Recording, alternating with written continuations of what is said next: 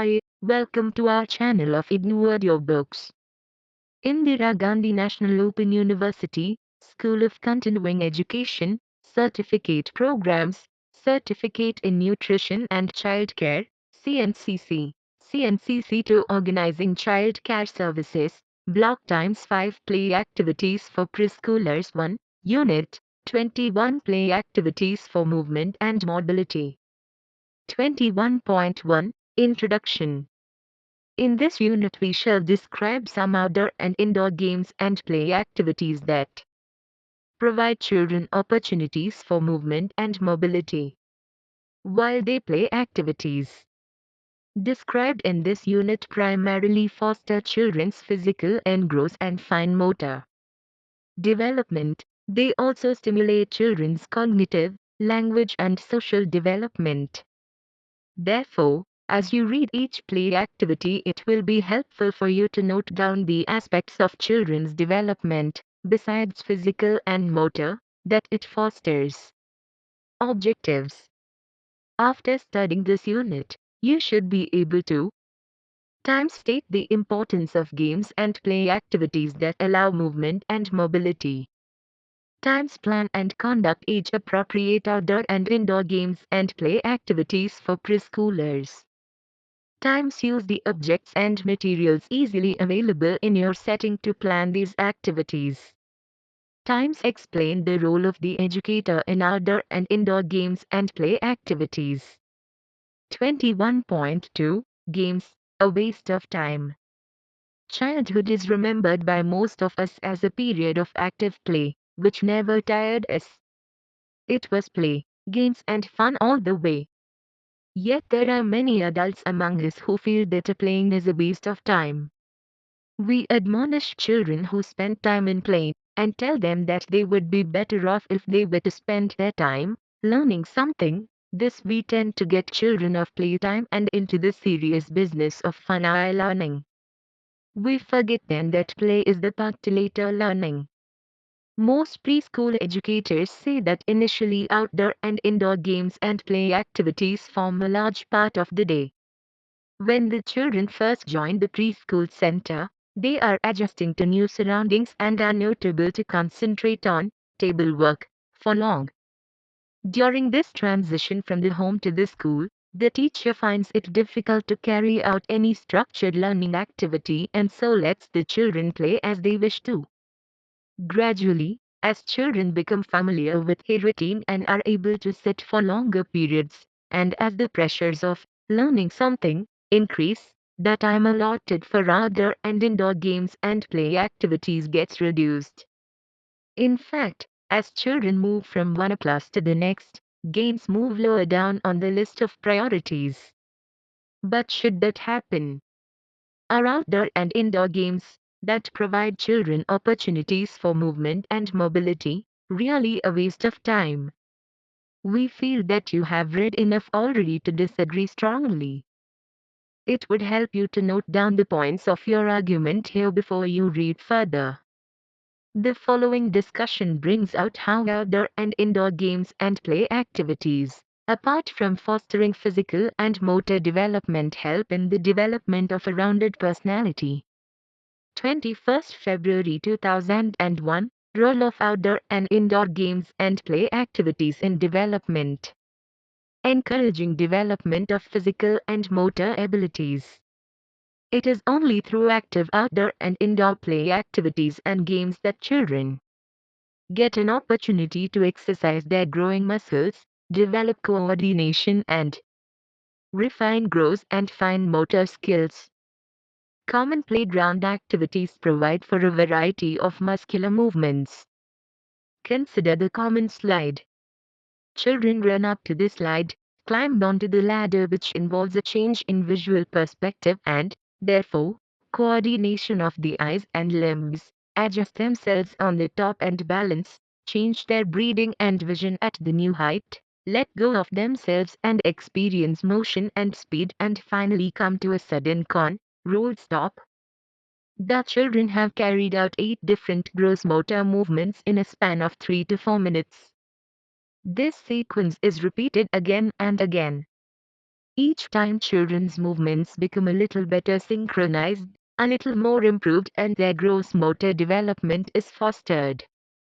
As another example, consider the popular activity of stringing beads or leaves to make a necklace.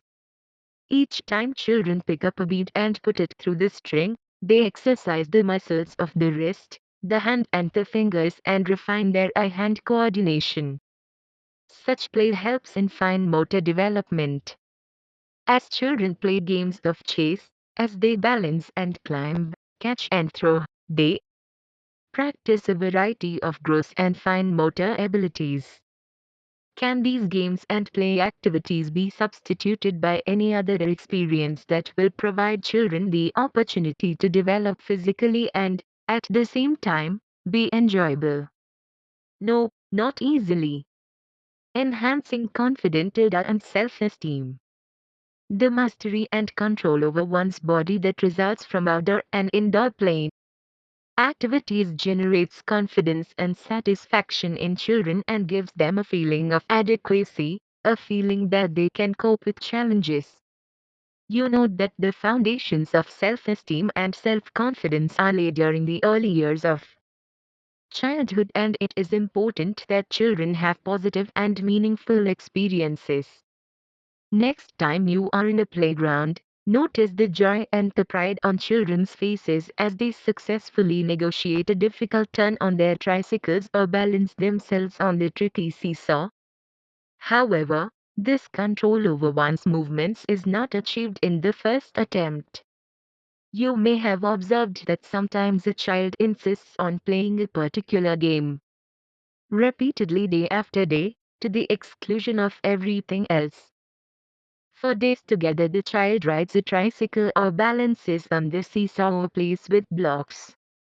This intense concentration on a particular activity indicates the striving for mastery. Once the child feels satisfied with her accomplishments on the tricycle, for example, she moves on to try her abilities at something else, to return to the tricycle later to try more difficult variations. Building cooperation. We are all familiar with the competitive element in games. Of all the participants, only one can win, whether it be a race, a board game, or a game of endurance. But does this really have to be so? Is it possible for every player to win? Can competition not be avoided? Many of us adults are competitive persons, and this tendency percolates to our interactions with children. We tend to set up situations in play where children are in competition with each other, where each thinks only of herself or himself. We justify this by saying that competition is a way of life and children must learn early how to take care of themselves in a competitive world. But we must remember that there are many relationships where cooperation is essential. There are many occasions when children cooperate with each other during play, and it is for the adults to nurture this trait. You may have observed one child helping another on the roundabout or pushing the tricycle for another. If the child gets hurt, many will gather to comfort her. Children love much by observation. If they see someone cooperating, they are likely to do the same. Games offer situations where children can learn from each other, but if there is pressure of competition, much of this will not happen. The educator must create a relaxed situation where sharing and cooperation can take place. Games have the potential to teach children many social values. Through games, children learn to take turns, to share with a slower player, to be humble about one's skills, to abide by the decision of the majority even if it is not to one's personal liking, to be friendly and helpful, to lose cheerfully, to comfort the one who has lost, to encourage the shy or timid player, to share scarce equipment, to be able to argue points without personal animosity, to give the first turn to somebody else, to be fair and honest. Therefore, competition should not dominate play. Instead, cooperation should be stressed. Team games where children have to play together and pool in their efforts to win tend to generate cooperation in an board game, where each child is an individual player. If you help each one to increase his or her score, then everyone wins, rather than emphasizing that only highest score is victory. In a race, if each child gets a reward, coming first becomes less important. Promoting cognitive learning. Games stimulate development of children's cognitive abilities. Consider the game Dodgeball, which you can organize with a group of 5 and 6-year-olds. In this game, there are two teams. One forms a circle and the players of the other team are inside this circle. The team that forms the circle has to hit the players inside the circle with the ball.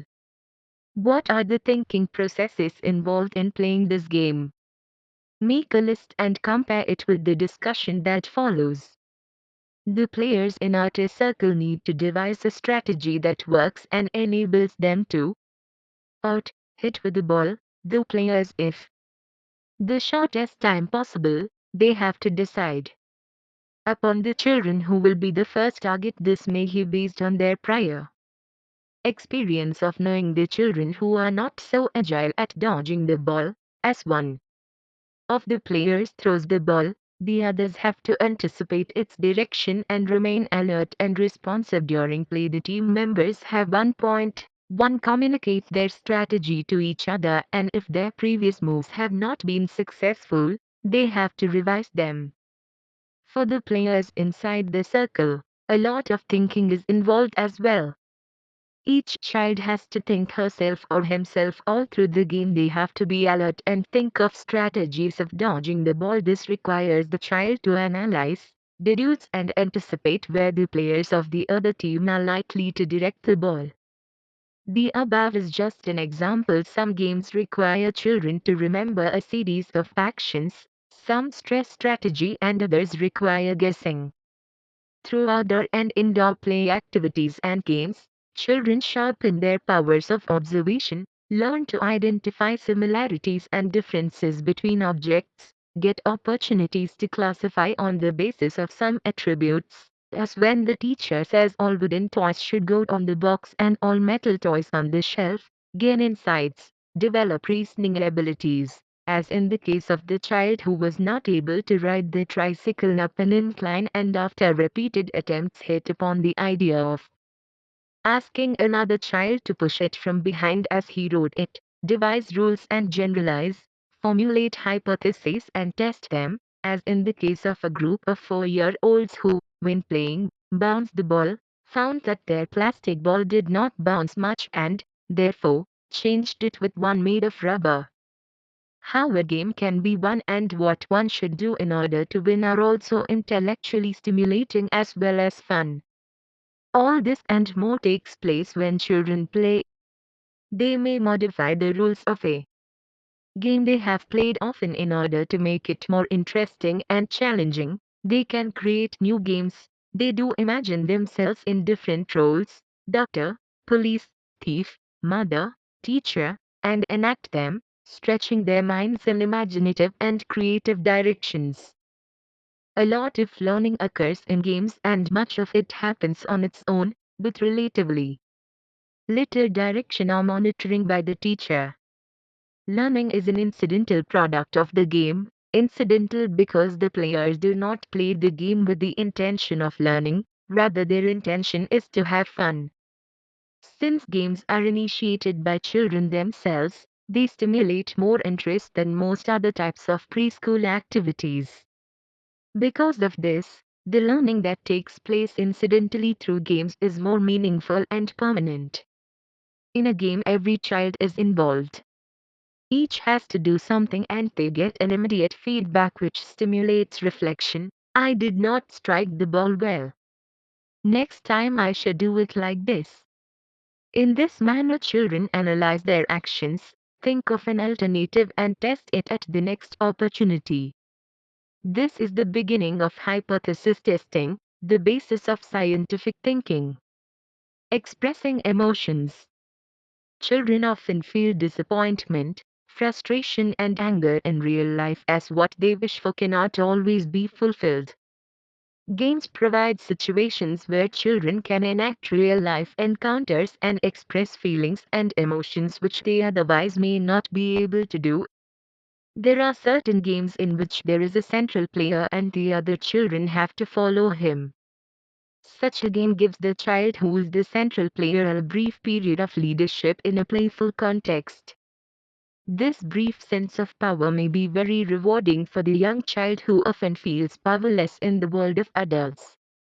A timid child who may be talked down to by peers in the usual activities can, in a play situation, be the one who is temporarily in command and make the others do what he or she wants. Games when played without threat or pressure invite spontaneity, creativity and social activity. They should not become intensely competitive as that would make children feel anxious or pressured. 21.3 The role of the caregiver during play activities for movement and mobility. Usually, the activities for movement and mobility are free play activities where children choose what they want to play. The involvement of the teacher in structuring and conducting the activity is minimal compared to structured play activities, about which you will read in the subsequent units. This tends to give the wrong impression that in outdoor and indoor free play activities, the caregiver hardly has any role to play and can afford to relax supervision. Having spent a lot of time and effort in carrying out structured play activities with children, the educator sometimes lets go and takes a break when children are involved in outdoor and indoor games. It often happens that two educators plan an outdoor session at the same time and while one supervises the children, the other takes a break or finishes pending work. This is not a sound practice for the following reasons. Firstly, there are chances of mishaps during outdoor and indoor free play when children are involved in vigorous physical activity. The caregiver needs to be constantly alert and prevent possible accidents. Secondly, the educator is needed to supervise children's play. She may be needed to help in the distribution of play materials and equipment if they are limited in number or amount or to help children to take turns to play with it. Children may also need help in spacing themselves.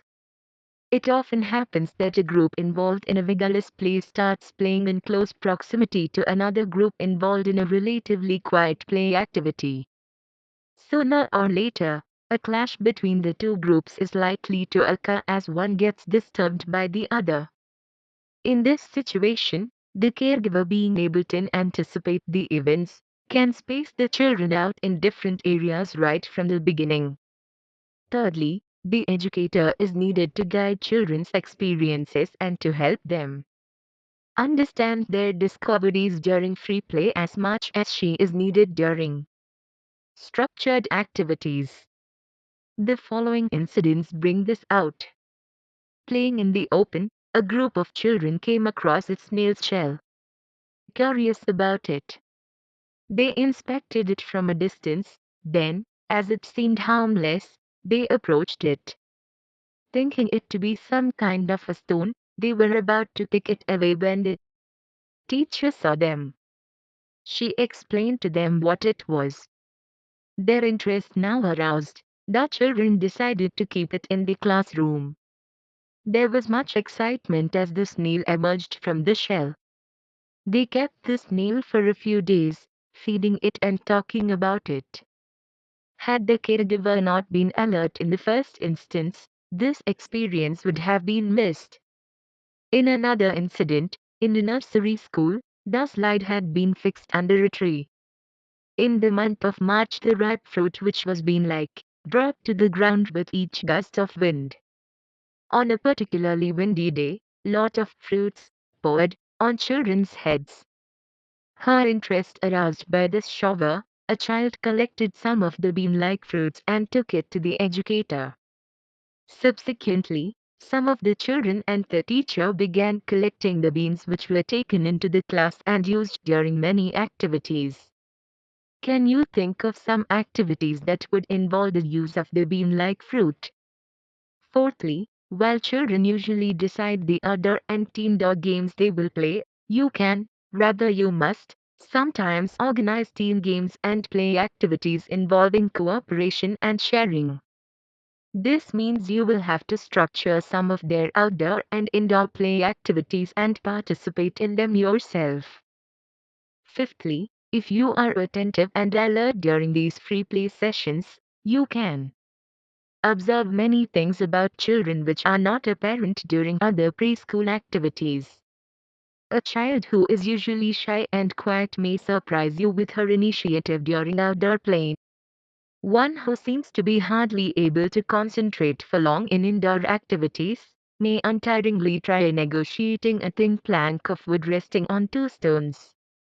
You may find a child especially courageous and daring on the swings. Another may need some help in overcoming ika. Children show different aspects on their personalities in different situations. Knowing them in different contexts is important before you form a total picture of a child. 21.4 Play activities for gross motor development. In this section, you will read about the play activities and games that can be organized for fostering gross motor development.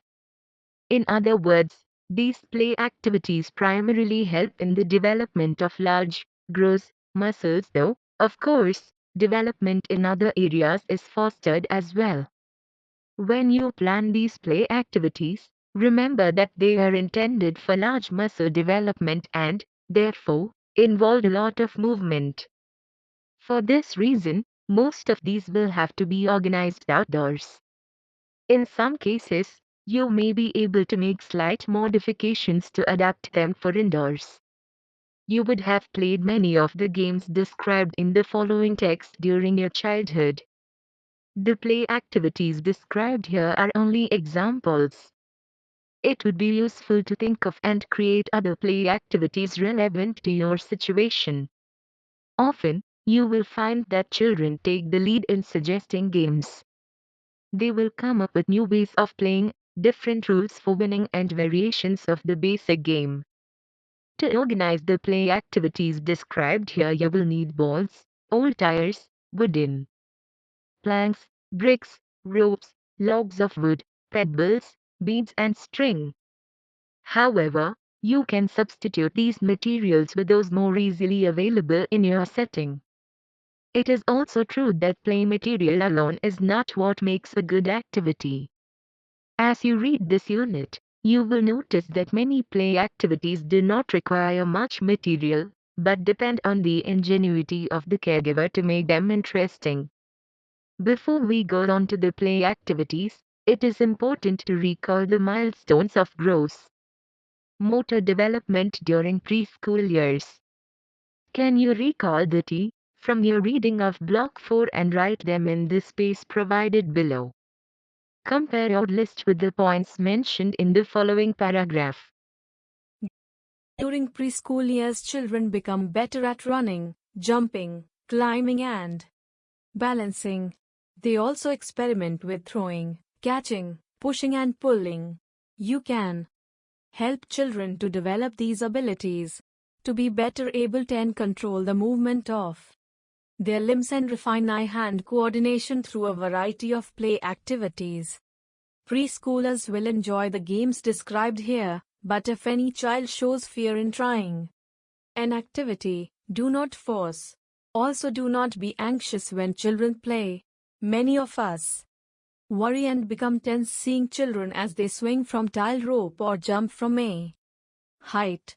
However, by and large, children do not try more than they are capable of, and we should trust their judgment. Outdoor games include activities of chasing and catching, jumping, hunting, climbing, racing, and acting. Let us now read about some games involving these activities. 21.4.1 Games of running, chasing, crawling, and jumping. Preschoolers spontaneously engage in play activities that involve running, jumping, and chasing. Their enjoyment is evident as they run, hop, skip, and jump from one end of the room to the other. Organizing games that provide such opportunities satisfies their need for movement. The younger preschooler can play in a group but, by and large, finds it difficult to cooperate with many others. So while you may plan play activities where children are together, they should have the freedom to function independently. One such activity is asking children to run and touch a tree at some distance. When the younger preschoolers race across an area, they are not competing with each other but are doing something together with others for the enjoyment of the activity. Their goal is not winning, coming second or third. The competitive element enters in. Children grow older and it is, generally, brought in by adults. Therefore, when you plan races, do not restrict the prizes to some children only. At this age, competition is not necessary. Give a prize to each child who participated in the race. The prize need not be elaborate, a sweet or a balloon will do. When children are 4 to 5 years old, they begin to participate in games like tag, i.e., running and catching. Tag becomes a chain tag, when the person who is caught holds the catcher's hand and both of them then try to catch other children. The chain grows longer as more children are caught. Children are intrigued by shadows. As one child runs, ask the other to chase her shadow and step on it. Chasing shadows becomes even more exciting when the task is to step on one's own shadow. But how do you play this game when there is no direct sunlight? As an alternative, you can try the following game. Put a handkerchief in each child's pocket so that a part of it is hanging out. Children have to chase each other and try to pull out the earlier's handkerchief while protecting their own. Older preschoolers also play games such as follow the leader. Here one child is the leader and the earlier children do what the leader does. When the leader claps, so do the others. When the leader runs, hops or sits, the children in the group do the same. In such a game the leader becomes the central player for some time and temporarily has control over others. This brief period of command contributes to the child's sense of well-being. Remember, each child must get a chance to be the leader. Setting up obstacles in the path where children run provides for another play activity. Plan the obstacles according to the age of the children. For younger children you can use a row of bricks to jump over or a rope to crawl under. For older children, you can use obstacles that are more difficult to negotiate. A tub can be used to jump into and out of or a tire fixed in the ground to crawl through. Sticks and stones placed parallel to each earlier form a river through which children can pretend to swim. Initially, only a few obstacles should be used. Gradually, the obstacles can be made complex or more details added. Can you think of ways of creating an imaginary jungle or a mountainous terrain using various obstacles which children will enjoy racing across? Write your thoughts in the space below. Try out your activity with children in the neighborhood. It will help you to know how far the obstacles you had set up were appropriate to the age of the children. With the older preschoolers, you can plan variations in movement. Ask them to hop like a rabbit or move like an elephant. Ask them to run fast or slow. As children become familiar with these movements, you can plan activities that will require children to combine these movements. Ask them to move slowly like the tortoise till a certain point and then gallop like a horse. Children like to tumble and roll. You can provide many opportunities during play. Such activities help to heighten children's awareness of their body and fosters large muscle control. Ask them to lie flat on their back and roll sideways to the finishing line. Do not ask them to cover too much distance initially, as it may make them dizzy. Ask children to jump from different heights. Begin with low jumps initially. If children seem comfortable, raise the height of jump a little. Take care to see that the surface where the children jump is sandy or else they are likely to hurt themselves. To give children practice in jumping, you can devise the following activity. Tie two ends of a rope to trees or poles some distance away from each other. This can be used to jump over or crawl under. Gradually raise the height of the rope. It is not uncommon to see a child roll a tire down the road using a stick. Old used tires make A good game play. which involves judgment and precision in using one's legs can be played in the following way.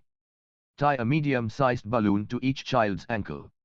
Then ask the children to stamp on another child's balloon and blow it off, while at the same time protecting their own. This game should be tried only if balloons are cheap and easily available for the children.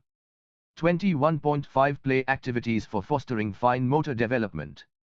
The games and play activities that help in the development of fine motor abilities do not need as much space as the play activities described in the earlier section for developing gross motor abilities. Many of the activities described in this section can be organized indoors as children do not have to move about much. Apart from the games described in this section, some activities described in other units of Block 5 and 6 also foster the development of fine motor abilities. For example, most of the art activities described in Unit 26 help in developing fine motor coordination. You know that fine motor abilities involve the use of small muscles, i.e., the muscles of fingers, wrist and hand. Fine motor coordination is essential for tasks like writing, tying shoelaces, turning doorknobs, buttoning and using scissors. Along with the control over the small, fine, muscles of the hand, wrist and fingers, eye hand. Coordination is essential to complete such tasks. What are the materials that you need for organizing play activities for developing fine motor coordination? Bottle caps, paper, pen, bangles, spoons, marbles, beads, colors, blocks, pebbles, blunt-edged scissors are some of them. Let us now read about some play activities that can be organized to help children refine and improve their fine motor skills.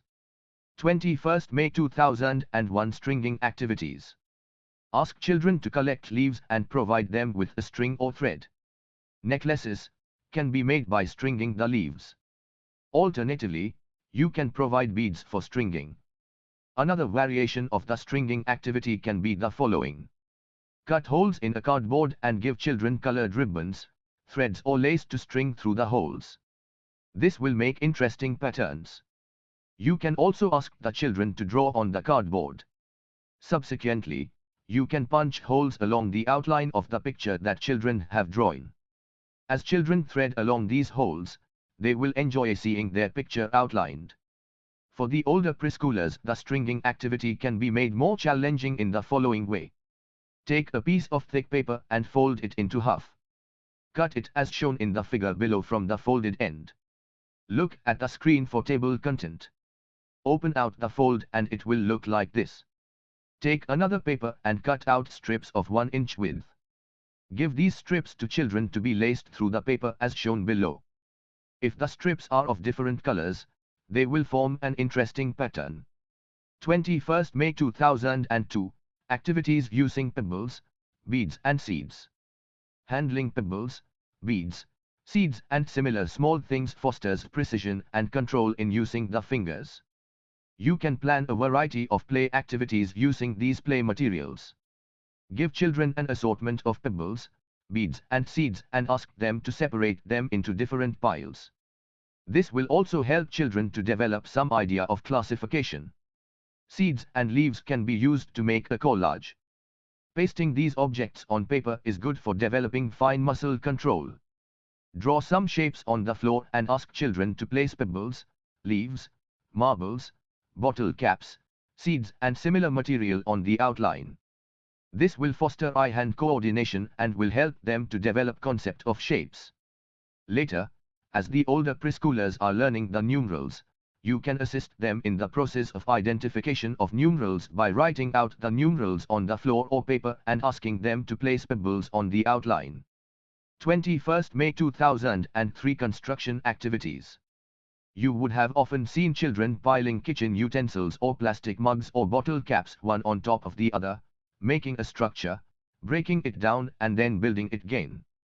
Construction activities are popular during preschool years.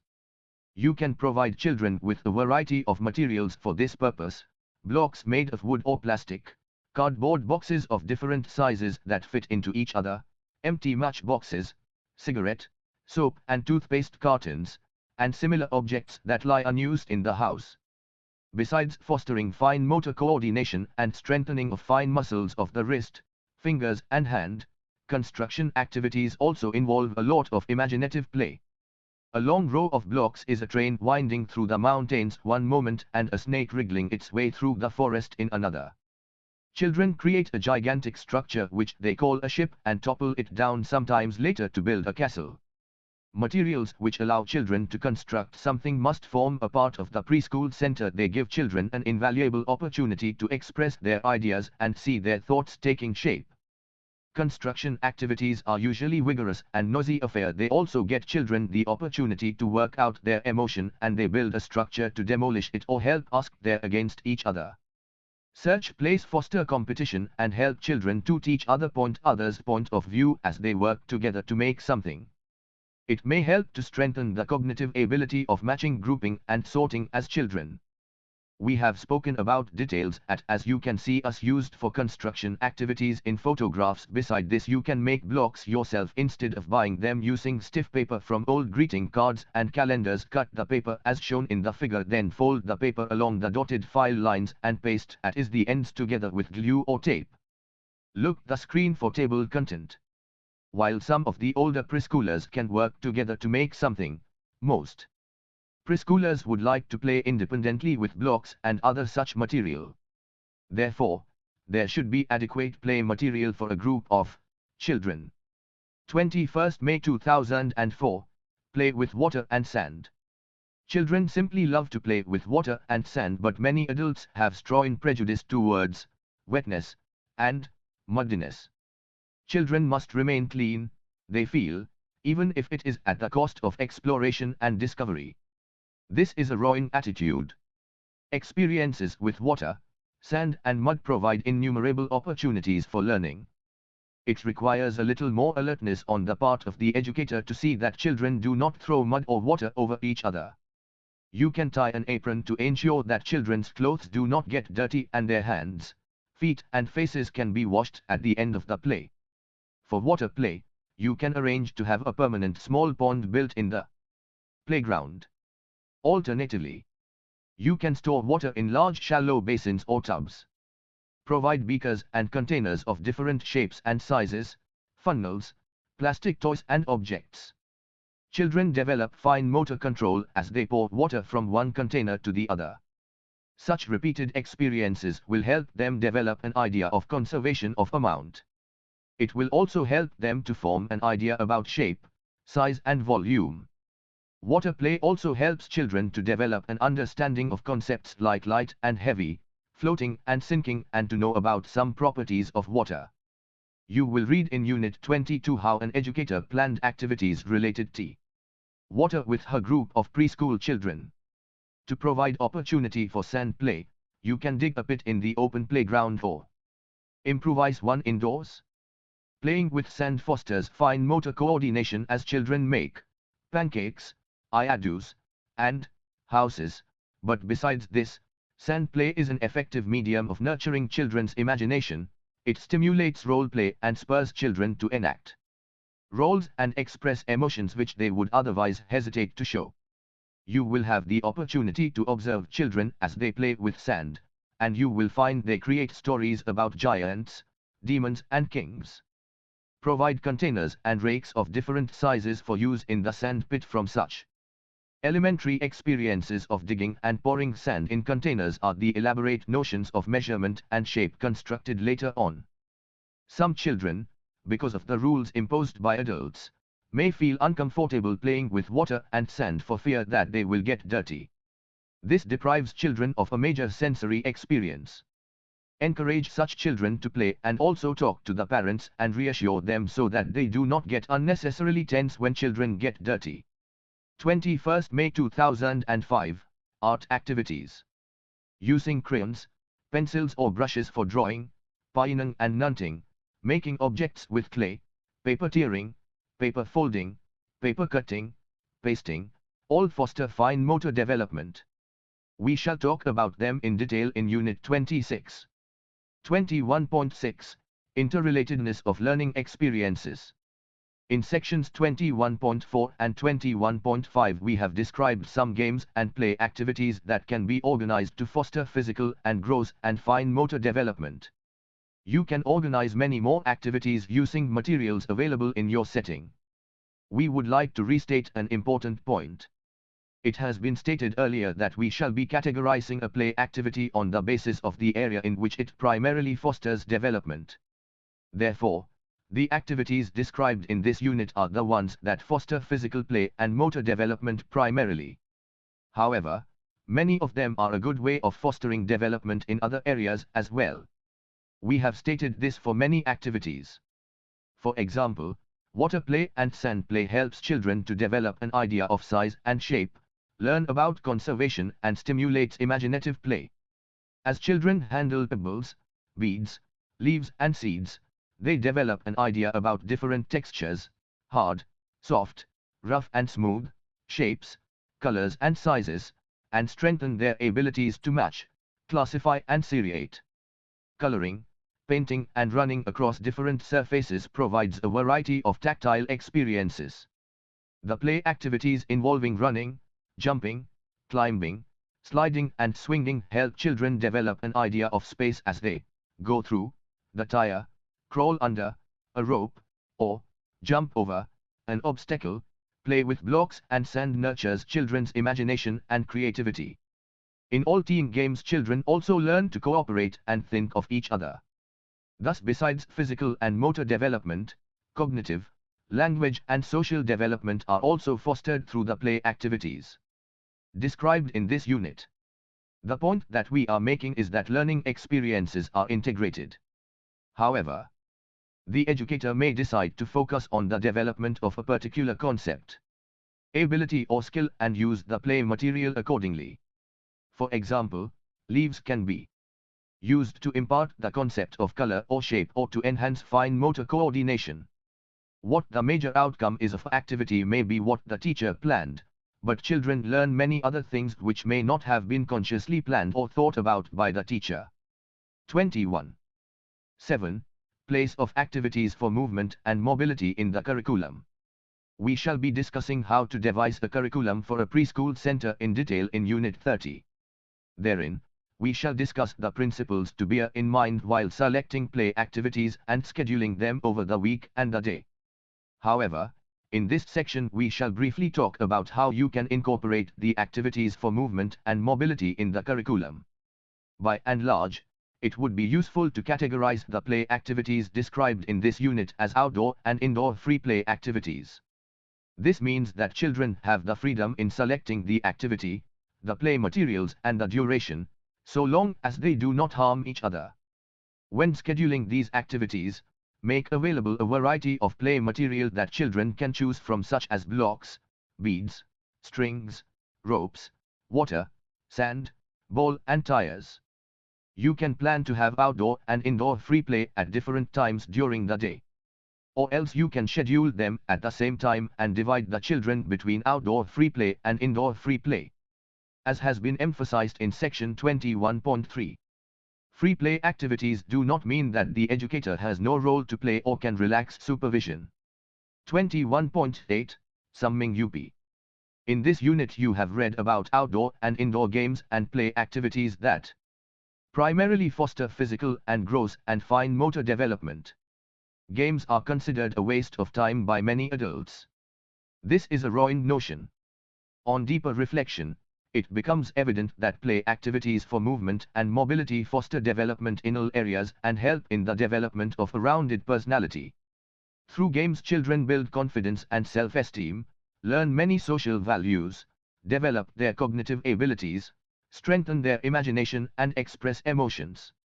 Some educators assume that they can afford to relax when children are involved in outdoor and indoor games and play activities. This is a ruined notion. The educator needs to be alert to prevent mishaps, supervise children's play, guide their experiences and to help them understand their discoveries and organize some play activities. Observing children during play will help her to understand them better. You can organize games of running, catching, chasing, hide and seek, climbing, swinging, sliding, crawling, jumping, throwing, kicking and balancing to help children develop gross motor abilities. Play activities to foster fine motor development include stringing activities, block play, activities with pebbles, seeds and beads, water play and sand play. The play activities described in this unit are examples. It will be useful for you to make a list of games children commonly play in your area. While the play activities described in this unit primarily foster physical and motor development, they also help children to acquire concepts and promote development in other areas. Thank you for watching. We will see you in the next video with the next chapter.